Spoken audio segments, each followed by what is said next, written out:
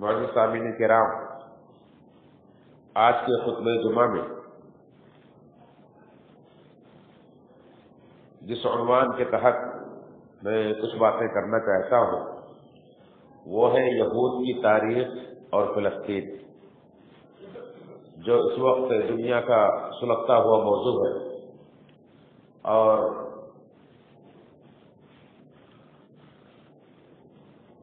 خصوصاً مسلمانوں کے اندر اس کے تعلق سے کافی بے چینی پائی جاتی ہے، اس لیے اس کی حقیقت کو جاننا ہمارے لیے ضروری ہے۔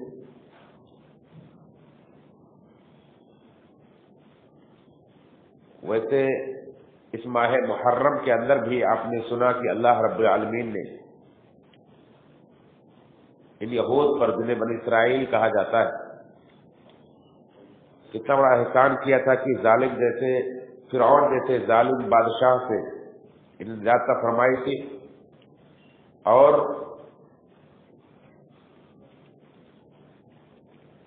ان کے لیے سمندر میں راستہ بنا کر کے انہیں صحیح تعلیم وہاں سے نکالا اور پھر عزم مقدس عطا فرمائی، جس کے شکریہ موسیٰ علیہ السلام نے روزہ رکھا، اور اللہ کے نبی صلی اللہ علیہ وسلم نے بھی اپنے بھائی کی موسیٰ علیہ السلام کی اس شکریہ میں شامل ہو کر آپ نے بھی روزہ رکھا، اپنی امت کو بھی روزہ رکھنے کا حکم دیا، اور یوم عاشورہ کا روزہ بھی ہم اللہ کی توفیق سے رکھتے ہیں۔ ان یہود کی تاریخ کیا ہے، انہیں جاننے کے لیے آج سے تقریباً کم و بیش 5000 سال پیچھے آپ جائیں تو آپ کو معلوم ہوگا کہ ابراہیم علیہ السلام جو اللہ کے خلیل ہیں، جنہیں اللہ رب العالمین نے نبیوں کا باپ بنایا ہے، ان کے بعد لوط علیہ السلام کو چھوڑ کر، بلکہ لوط علیہ السلام ان کے بھتیجے ہی تھے، جتنے بھی نبی آئے سب انہی کی نسل سے، انہی کی اولاد سے آئے۔ اللہ رب العالمین نے ان سے وعدہ بھی کیا تھا، جیسا کہ سورہ بقرہ کی میں نے آیت پڑھی کہ وَإِذِ ابْتَلَىٰ إِبْرَاهِيمَ رَبُّهُ بِكَلِمَاتٍ، جب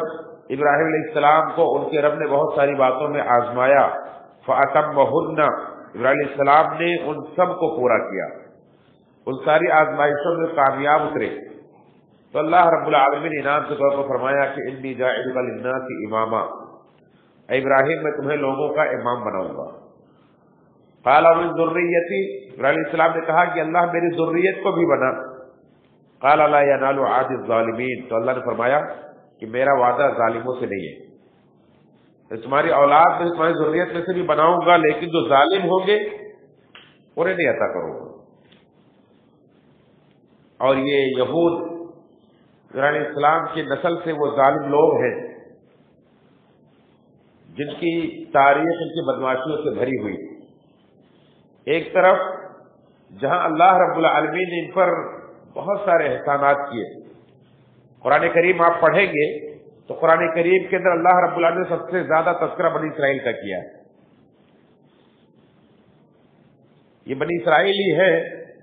جو عیسیٰ علیہ السلام، بنی اسرائیل کے آخری نبی عیسیٰ علیہ السلام کے آنے کے بعد جو لوگ عیسیٰ علیہ السلام پر ایمان لائے وہ نصارہ، عیسائی، کرسچن کہلائے، اور اس کے بعد جو ایمان نہیں لائے وہی یہودی کہلاتے ہیں یا جیوز کہلاتے ہیں۔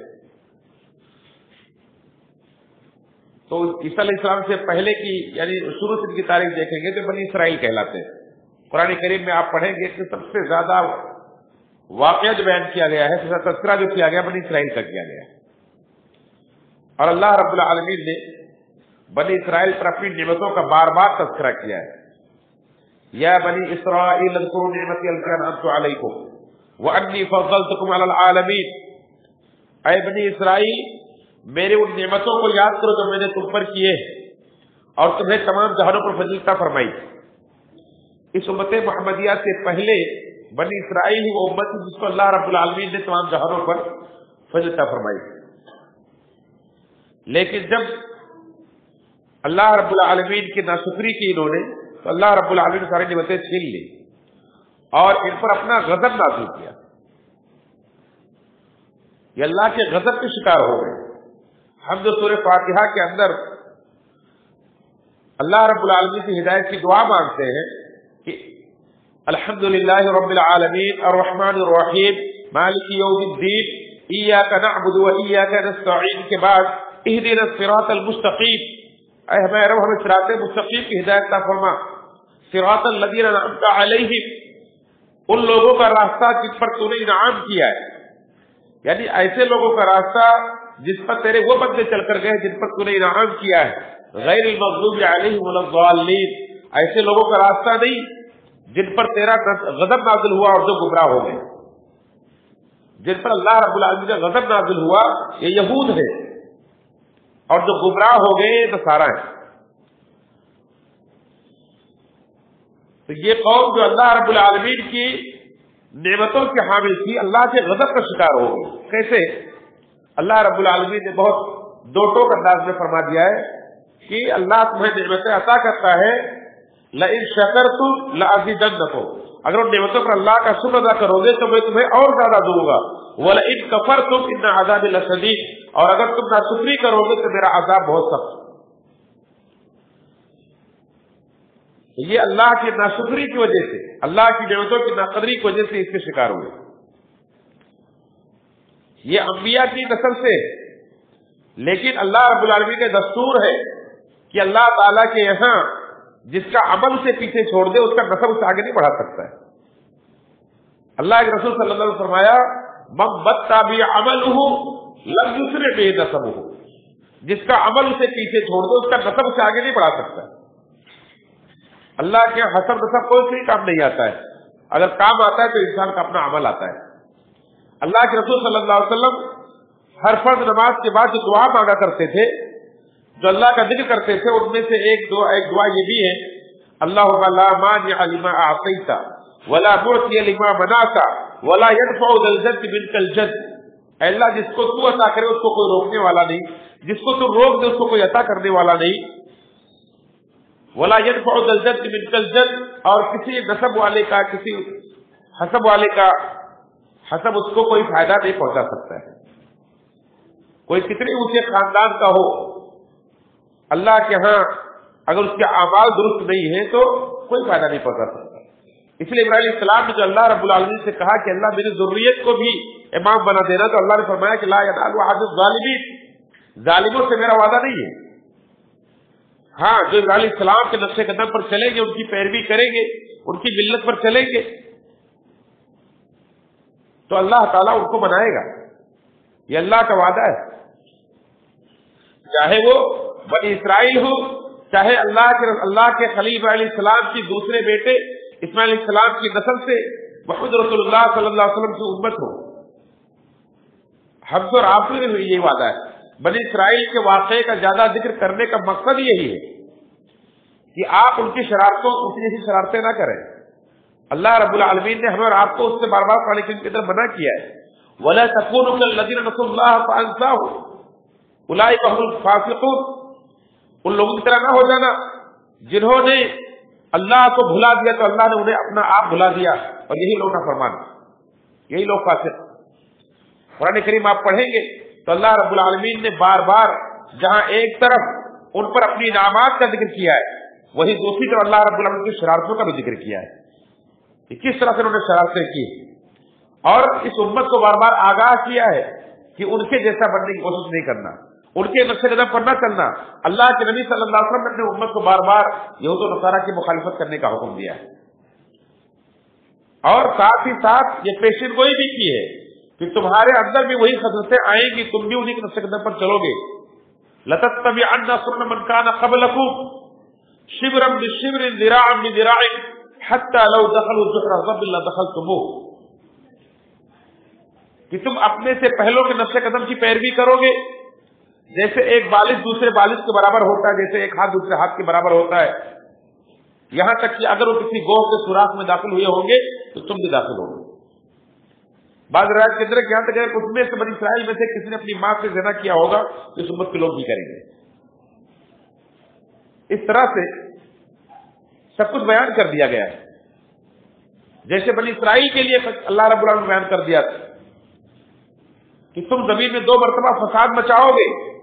اور دونوں مرتبہ تمہارے اوپر میں ایسے لوگوں کو مسلط کر دوں گا جو تمہیں تحت نحت کر دیں گے. سورہ بنی اسرائیل آپ پڑھیں, اللہ رب العالمین نے اس کا ذکر کیا ہے.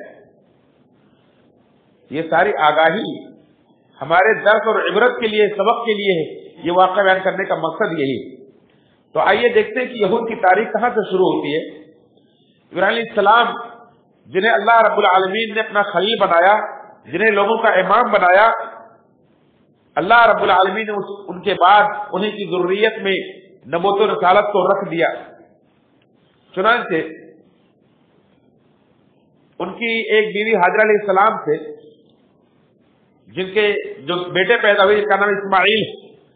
انہیں لے جا کر کے اللہ کے حکم سے اس جگہ بتایا جہاں آج مکہ ہے. اس وقت بے آب و گیا صحرا تھا, اور انہی سے عرب آباد ہے. انہی کے نسل میں چل کر کے آگے جناب محمد رسول اللہ صلی اللہ علیہ وسلم پیدا ہوئے. اور دوسری بیوی حضرت سارہ علیہ السلام سے اللہ رب العالمین نے ایک اور بیٹا عطا فرمایا جن کا نام تھا اسحاق علیہ السلام. یہ بھی نبی, یعنی ابراہیم علیہ السلام بھی نبی, ان کے پہلے بیٹے اسماعیل علیہ السلام بھی نبی, دوسرے بیٹے اسحاق علیہ السلام بھی نبی. اور اسحاق علیہ السلام اور سارہ علیہ السلام کو اللہ کے خلیل ابراہیم علیہ السلام نے جس ملک میں آباد کیا تھا وہ ملک شام, جسے ہم فلسطین کہتے ہیں. وہ اس وقت بہت بڑا علاقہ تھا جہاں ابراہیم علیہ السلام نے اپنے پیسوں سے زمین خرید کر کے وہاں اپنی نسل کو آباد کیا تھا. اور اسحاق علیہ السلام سے پھر اللہ رب العالمین نے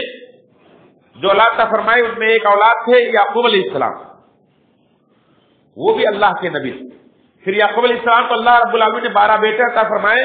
ان میں ایک تھے یوسف علیہ السلام, وہ بھی اللہ کے نبی تھے. اس طرح سے اللہ تعالیٰ نے ایک سلسلہ رکھا کہ ابراہیم علیہ السلام بھی نبی, اسحاق علیہ السلام بھی نبی, یعقوب علیہ السلام بھی نبی, یوسف علیہ السلام بھی نبی. یہ سب سے سنہری کڑی ہے. اللہ کے رسول صلی اللہ علیہ وسلم سے ایک موقع پر صحابہ کرام نے پوچھا کہ لوگوں میں سب سے افضل کون ہے, تو آپ نے فرمایا کہ اللہ کے نبی یوسف علیہ السلام, جو کریم ابن کریم ابن کریم ابن کریم, یعنی جو خود بھی ایک اللہ کے بزرگ نبی ہیں, ان کے باپ یعقوب علیہ السلام بھی اللہ کے بزرگ نبی ہیں, ان کے باپ ان کے دادا یا اسحاق علیہ السلام بھی اللہ کے بزرگ نبی ہیں, اور ان کے پر دادا ابراہیم علیہ السلام بھی اللہ کے بزرگ نبی ہیں. یہ سب سے سنہری کڑی. اور آپ اگر سورہ یوسف پڑھے ہیں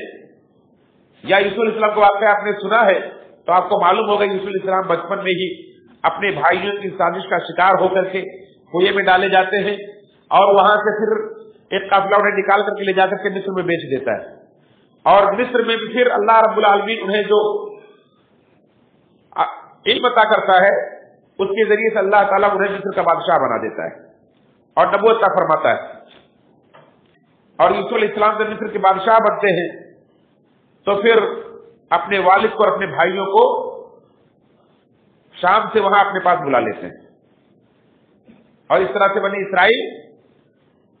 گویا کہ اس صحرا سے نکل کر کے مصر کی مملکت میں پہنچ جاتے ہیں. وہاں اللہ رب العالمین کے فضل سے ایک شاہی زندگی گزارتے ہیں. یہ بنی اسرائیل کی گویا کی یعنی یعقوب علیہ السلام جن کا ایک لقب اسرائیل ہے, انہی کے 12 بیٹوں کو بنی اسرائیل کہا جاتا ہے, اور انہی کی پوری نسل جو آج تک چلی آ رہی ہے یہود و نصارہ کی شکل میں, کرسچن اور یہود کی شکل میں, جیوز کی شکل میں, انہیں بنی اسرائیل کہا جاتا ہے. یہ گویا کہ یعقوب علیہ السلام کی اولاد, اور یعقوب علیہ السلام کے توسط سے ابراہیم علیہ السلام کی اولاد. تو اس طرح سے مصر پہنچ جاتے ہیں. میرے بھائیوں, سب سے پہلے جہاں میں نے یہ ذکر کیا کہ اس واقعے کو بیان کرنے کا مقصد کیا ہے کہ ہم اللہ رب العالمین کی نعمتوں کی قدر کریں, ناشکری سے بچیں, ان شرارتوں کو سے بچیں جن شرارتوں کی وجہ سے بنی اسرائیل پر اللہ رب العالمین کا غضب نازل ہوا, جو گمراہ ہو گئے, جو اللہ کی لعنت کے مستحق ہو گئے. دوسرا ایک درخواست ہے کہ بہتر طریقے سے چاہے بنی اسرائیل ہو چاہے دیگر قومیں ہو, بہتر طریقے سے انہیں سمجھنے کے لیے اور ان کے واقعے بیان کرنے کے مقصد اور حکمت کو سمجھنے کے لیے کم سے کم زندگی میں ایک بار قرآن کریم کو ترجمے کے ساتھ پڑھ لیجیے. جتنے لوگ 40-50 लोग जो भी यहाँ मस्जिद में बैठे हैं या जो भी जहां तक की आवाज जाएगी सोशल मीडिया के तवज्जुह से, हर मुसलमान मरने से पहले जिंदगी में कम से कम एक बार कुरान करीम तर्जुमे के साथ खत्म कर ले। कुरान की 30 पारे तर्जुमे के साथ पढ़ना कोई बहुत बड़ा काम नहीं है, लेकिन जब तक हम शुरू नहीं करेंगे, जब तक हम तहिया नहीं करेंगे, तब तक ये अंजाम नहीं पाता है। ये अल्लाह रब्बुल आलमीन का फजल, अल्लाह रब्बुल आलमीन से फजल मांगे कि अल्लाह ताला हमें अपनी जिंदगी में कम से कम मरने से पहले एक बार तर्जुमे का कुरान पढ़ने की तौफीक अता फरमाए। आमीन तक़ब्बल या रब्बुल आलमीन। सिर्फ कौमों के वाक़यात ही नहीं जानेंगे, आपके अकीदे दुरुस्त हो जाएंगे, आपके ज़हन और दिमाग में, आपके दिलो दिमाग में जो दीन इस्लाम के ताल्लुक से गलत फहमियां, जो खुराफात, जो रस्म रिवाज बैठे हुए हैं, सबका इलाज हो जाएगा। क्योंकि कुरान करीम शिफाउल लिमा फी सुदूर है, ये सीनों की बीमारियों का इलाज है कुरान करीम। जहां हमारी जिस्मानी बीमारियों का इलाज है, वही हमारे सीने की बीमारियों का, हमारे रूहानी बीमारियों का भी इलाज है। हम कुरान करीम को नहीं पढ़ते, इसलिए हम हमेशा अपने दीन के ताल्लुक से सरगर्दा और हैरान रहते हैं कि क्या सही क्या गलत, मुआशरे जो कुछ चल रहा है क्या करें क्या ना करें, ये परेशान रहते हैं। आप कुरान करीम तर्जुमे के साथ पढ़ें, इंशाअल्लाह सारी गलतफहमियां दूर हो जाएंगी। तो बनी इसराइल का तज़किरा मैं कर रहा था कि जब ये मिस्र में पहुंचते हैं तो तकरीबन 300 साल तक बड़ी ही बेहतरीन जिंदगी गुजारते हैं। और जाहिर सी बात है, धीरे धीरे जब इनके अंदर इंसान जब खुशहाली की जिंदगी गुजारता है तो बहुत सारी बुराइयां उसके अंदर आ जाती हैं। खुशहाली और बदहाली दोनों अल्लाह की तरफ से आजमाइश है। उलमा ने कहा है कि बदहाली में इंसान को चाहिए कि सब्र करे और खुशहाली में अल्लाह का शुक्र अदा करे। दोनों आजमाइश हैं, और दोनों में सख्त आजमाइश अगर देखी जाए तो खुशहाली की आजमाइश है। जब आदमी परेशान होता है तो अल्लाह को कहीं ना कहीं उठते बैठते याद भी कर लेता है, अल्लाह से रुजू होता है, अपने गुनाहों को याद करता है, तौबा करता है, अल्लाह से दुआ मांगता है। लेकिन खुशहाली में इंसान जब बिगड़ता है तो बिगड़ता चला जाता है और अल्लाह को भूल जाता है, और वो उसके लिए उसके अपनी तबाही का जरिया और सबब बन जाती है। चुनांचे बनी इसराइल के ऊपर मिस्र के अंदर वो दौर भी आता है कि जहां वो शाही जिंदगी गुजार रहे थे वहां वो गुलाम बना लिए जाते हैं। और मिस्र का बादशाह, जिसका मिस्र के बादशाहों का लक़ब फिरौन हुआ करता था, जैसे रूम के बादशाहों का लक़ब कैसर हुआ करता था, ईरान के बादशाहों का लक़ब किसरा हुआ करता था, ऐसे ही मिस्र के बादशाहों का लक़ब फिरौन हुआ करता था। और आपने मुसलमान का बच्चा ही जानता है कि मिस्र के अंदर इन्हीं बनी इसराइल को फिरौन ने अपना गुलाम बना लिया था, और किस तरह से इनकी जिंदगी को उसने तंग कर दिया था, कितना बुरा सलूक करता था, जानवरों से बदतर इनसे काम लेता था और बड़ी ही तंग रोजी इन्हें देता था। और इनको कमजोर करने के लिए उसने गिरोह में बांट रखा था। उसने इनके मर्दों को कत्ल करना और इनकी औरतों को जिंदा रखना, ये अपना दस्तूर बना रखा था ताकि ये हमेशा कमजोर बनकर रहे। अल्लाह रब्बुल आलमीन ने फरमाया इस नेमत का जिक्र करते कुरान करीम के अंदर कि ऐ बनी इसराइल, उस नेमत को याद करो, वइज़ नज्जयनाकुम मिन आलि फिरऔन यसूमूनकुम सूअल अज़ाबि युज़ब्बिहून अब्नाअकुम व यस्तहयून निसाअकुम व फी ज़ालिकुम बलाउन मिन रब्बिकुम अज़ीम। कि ऐ बनी इसराइल, याद करो जब हमने तुम्हें बनी फिरऔन से, आले फिरऔन से नजात फरमाई, जो तुम्हें बहुत बुरी तरह अज़ाब देता था, तुम्हारे मर्दों को कत्ल कर देता था, औरतों को जिंदा रखता था। वफी ज़ालिकुम बलाउन मिन रब्बिकुम अज़ीम, और इसमें तुम्हारे रब की तरफ से बहुत बड़ा इनाम है। ये अल्लाह रब्बुल आलमीन की तरफ से बहुत बड़ा एहसान है तुम्हारे ऊपर। चुनांचे अल्लाह रब्बुल आलमीन ने इन बनी इसराइल पर फिर से एक इनाम करने का इरादा किया और मूसा अलैहिस्सलाम को पैदा किया। और मूसा अलैहिस्सलाम, जब मूसा अलैहिस्सलाम को अल्लाह रब्बुल आलमीन ने पैदा करने के बाद उसी फिरौन के महल में परवरिश करवाई। पूरा वाकया तफसील के साथ बयान करने का मौका नहीं है, इंशाअल्लाह 2 किस्तों में, इस जुमा में और इसके बाद एक और जुमा में यहूद की मुकम्मल तारीख और फलस्तीन का तज़किरा मुझे करना है, इसलिए मैं सिर्फ इशारा करते चलूंगा। आप सिलसिलावार यूट्यूब के ऊपर मौजूद है, क़ससुल अंबिया बयान कर चुका हूं, पूरा ईसा अलैहिस्सलाम तक सिलसिलावार बयान हो चुका है, यूट्यूब के ऊपर मौजूद, आप सुन सकते हैं। मूसा अलैहिस्सलाम का वाकया और उनके बाद दीगर अंबिया का वाकया, और अभी जनाब खुद रसूलुल्लाह सल्लल्लाहु अलैहि वसल्लम का सिलसिला शुरू हो रहा है। शनीचर के दर्स में जो यहाँ हर शनीचर को बाद नमाज इशा 1 घंटे का दर्स होता है, प्रोग्राम होता है, उसमें एक सिलसिला कसूल अंबिया का भी है, आप उससे फायदा उठा सकते हैं, जिसमें बयान किया मैंने कि मूसा अलैहिस्सलाम किस तरह से फिरौन के महल में परवरिश पाते हैं और फिर जवान होकर के एक फिरौन के ही कौम का आदमी कत्ल करके मिस्र को छोड़ करके मदीन चले जाते हैं, और वहां से लौटते ही अल्लाह रब्बुल आलमीन उन्हें नबूवत करता है और फिरौन के पास भेजता है। फिरौन को दावत देते हैं, अल्लाह रब्बुल आलमीन के हाथों पर बड़ी बड़ी निशानियां जाहिर करता है, लेकिन फिरौन हर निशानी के जाहिर होने पर कहता है कि ऐ मूसा अलैहिस्सलाम, अल्लाह से दुआ करो, अल्लाह ताला ये अज़ाब हमसे हटा ले, अब इसके बाद हम ईमान ले आएंगे। लेकिन ईमान नहीं लाता है, और आखिर एक तरफ जहां वो प्लानिंग करता है कि मूसा अलैहिस्सलाम उनके साथियों को खत्म कर दिया जाए, वही अल्लाह रब्बुल आलमीन मूसा अलैहिस्सलाम को हुक्म देता है कि बनी इस्राइल को लेकर के निकल जाओ, तुम्हारा पीछा किया जाएगा। और फिर मूसा अलैहिस्सलाम लेकर निकलते हैं, सामने दरिया आ जाता है, बनी इस्राइल फिर परेशान होते हैं कि इन्ना लमुद्रकून, ऐ मूसा को हम पकड़ लिए जाएंगे। पीछे फिरौन उसके लश्कर के साथ चला रहा है। आखिर अल्लाह रब्बुल आलमीन मूसा अलैहिस्सलाम को हुक्म देते हैं।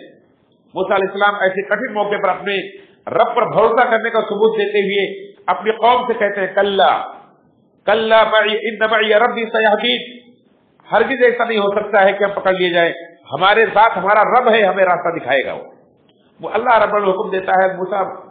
लाठी को पानी पर मारो। मूसा अलैहिस्सलाम मारते और वहां पानी 2 हिस्सों में फट जाता है, दोनों तरफ पहाड़ की तरह खड़ा हो जाता है और बीच में सूखा रास्ता बन जाता है। मूसा अलैहिस्सलाम बनी इस्राइल को लेकर वहां से निकल जाते हैं, और पीछे से फिरौन के लश्कर के साथ वहां आता हुआ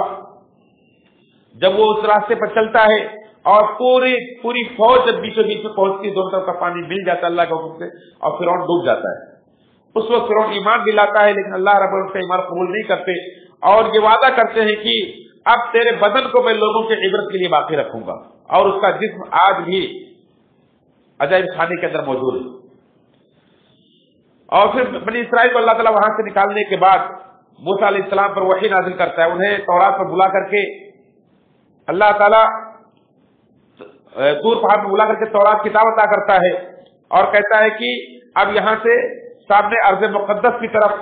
उस सरजमीन की तरफ जाओ जहां से तुम्हारे बाप निकल कर आए थे, याकूब अलैहिस्सलाम जहां से निकल करके मिस्र आए थे, वहां जाओ, हमने तुम्हें अता कर दिया है।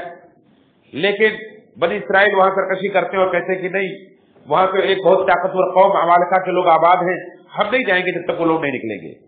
मूसा अलैहिस्सलाम उन्हें समझाते हैं कि देखो अल्लाह का हुक्म है, तुम चलो, तुम दरवाजे पर पहुंचोगे, अल्लाह तुम्हें फतेह अता कर देगा, उनसे जिहाद करना है, अल्लाह तुम्हें फतेह अता करेगा, और फिर तुम्हें तुम्हारे हाथों पर वो मुल्क अल्लाह ताला फतेह करके तुम्हें वहां रिहाइश दे देगा। लेकिन कहते नहीं, इज़हब अंत व रब्बुका फक़ातिला इन्ना हाहुना क़ाइदून, ऐ मूसा तुम और तुम्हारा रब जाके लड़ो, हम यहां बैठे हैं।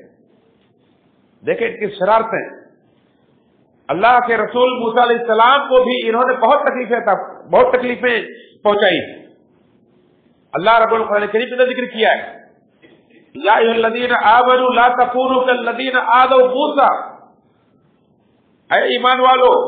इस उम्मत को अल्लाह ताला मुखातब कर रहा है कि ऐ ईमान वालो, तुम वैसा मत होना जैसा उन लोगों ने मूसा अलैहिस्सलाम को तकलीफ पहुंचाई।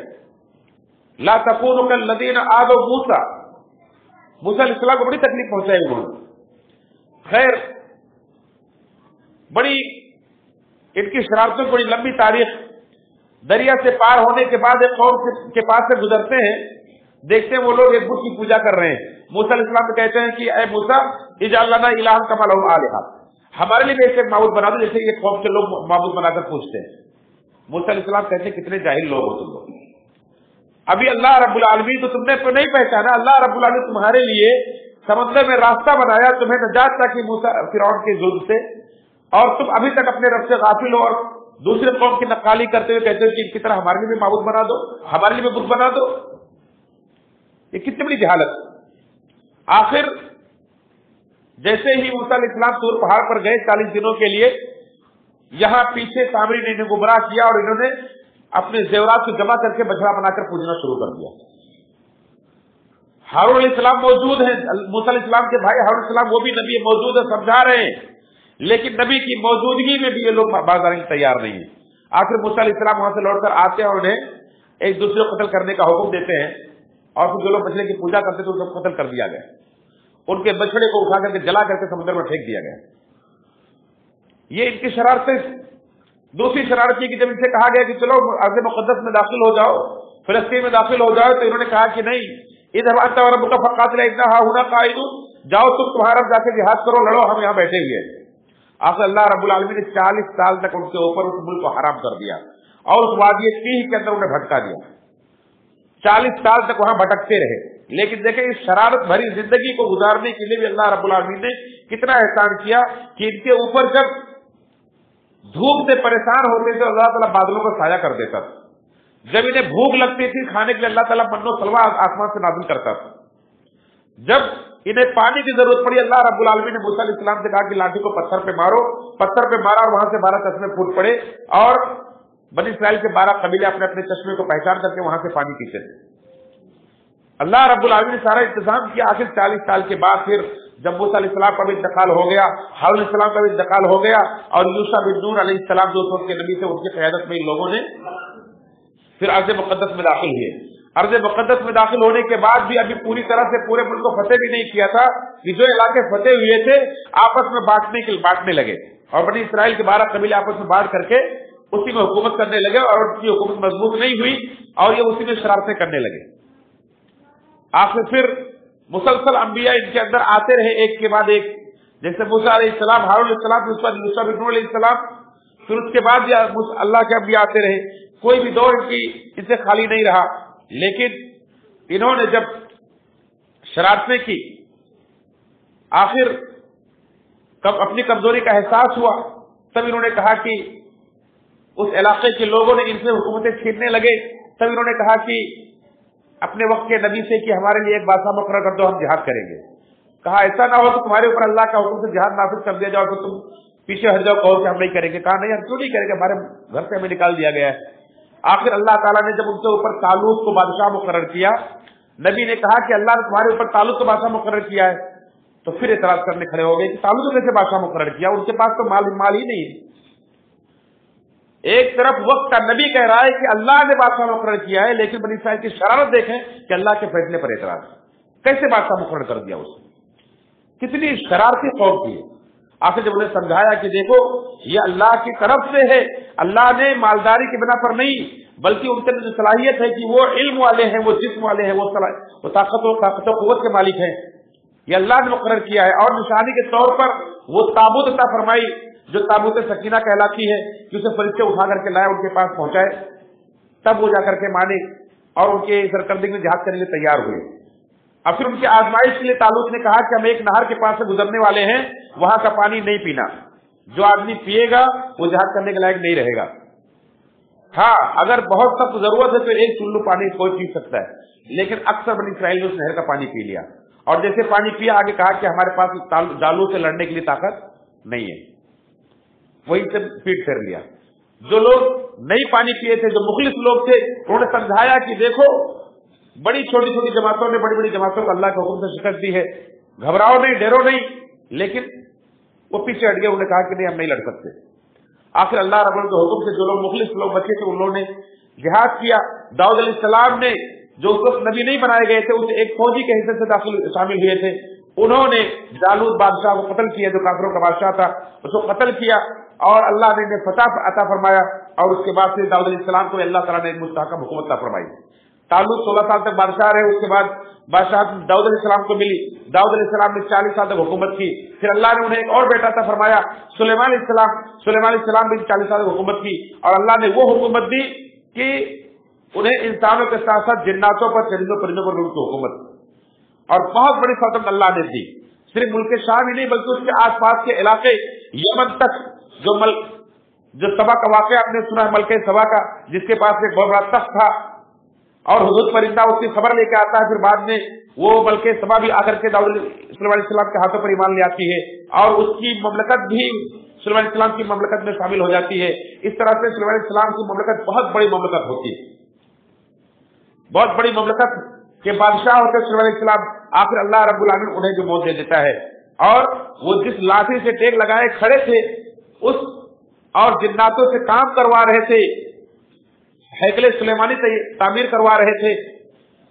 اس لاٹھی کو دیمک لگ گئی اور اس دیمک نے کھانا شروع کر دیا۔ کھاتے کھاتے جب لاٹھی چڑھ کر ٹوٹی تب سلیمان علیہ السلام کی لاش گری، اور جناتوں کو معلوم ہوا کہ یہ تو کب سے مر چکے ہیں اور ہمیں خبر بھی نہیں تھی، اور ہم ان کی وجہ سے ان کے ڈر سے کام کر رہے تھے،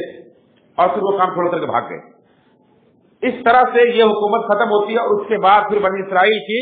زوال کا گویا کہ شروع ہوتا ہے۔ پھر ان کے اندر جو بدماشیاں آتی ہیں اس کی وجہ سے اللہ تعالیٰ ان کے اوپر بخت نصر کو مسلط کر دیتا ہے، اور بخت نصر انہیں پوری طرح سے تباہ کرتا ہے، اور تقریباً 6 لاکھ لوگوں کو قتل کرتا ہے، اور 6 لاکھ لوگوں کو گرفتار کر کے انہیں غلام بنا کر کے پھر سے بابل لے کے چلا جاتا ہے، جو عراق کا شہر ہے۔ میں انشاءاللہ اگلے خطبے میں مزید اس کو مکمل کروں گا، اور کس طرح سے یہ انتشار کے شکار ہو کے دنیا کے اندر بکھر جاتے ہیں، اور پھر اس کے بعد آج تک یہ بکھرے ہوئے تھے، اب یہ جا کر کے پھر فلسطین کے اندر کس طرح سے آباد ہو رہے ہیں، اور کس طرح سے ان کی شرارتوں سے دنیا پریشان ہے، اس کا تذکرہ انشاءاللہ اگلے خطبہ جمعہ میں آپ سنیں گے۔ اللہ تعالیٰ سے دعا ہے رب العالمین ہم سب کو صحیح معنوں میں قرآن و سنت کی روشنی میں اسلام کی تاریخ اسلام کی جانکاری عطا فرمائے، اللہ تعالیٰ مجھے درس و عبرت لینے کو عطا فرمائے، اللہ تعالیٰ ہم سب کو ظالم اور مغضوب قوموں سے نشے قدم چلنے سے بچائے، اللہ تعالیٰ ہمیں جب تک زندہ رکھے قرآن و سنت پر زندہ رکھے، جب بھی دنیا سے اٹھائے تو حالت ایمان پر اٹھائے، جلد و فردوس سے ہمارا ٹھکانہ بنائے، ہمیں جہنم کے عذاب سے بچائے، آمین تقبل یا رب العالمین۔ ان اللہ وملائکتہ یصلون علی النبی یا ایھا الذین آمنوا صلوا علیہ وسلموا تسلیما، اللهم صل علی محمد وعلی محمد کما صلیت علی ابراہیم وعلی ابراہیم انک حمید مجید، اللهم بارک علی محمد وعلی محمد وبارک علی ابراہیم وعلی ابراہیم انک حمید مجید۔ عباد اللہ رحمکم اللہ، ان اللہ یأمر بالعدل والإحسان وإیتاء ذی القربى والفحشاء والمنکر والبغی یعظکم لعلکم تذکرون، اذکروا اللہ یذکرکم ویزدکم ولذکر اللہ اکبر۔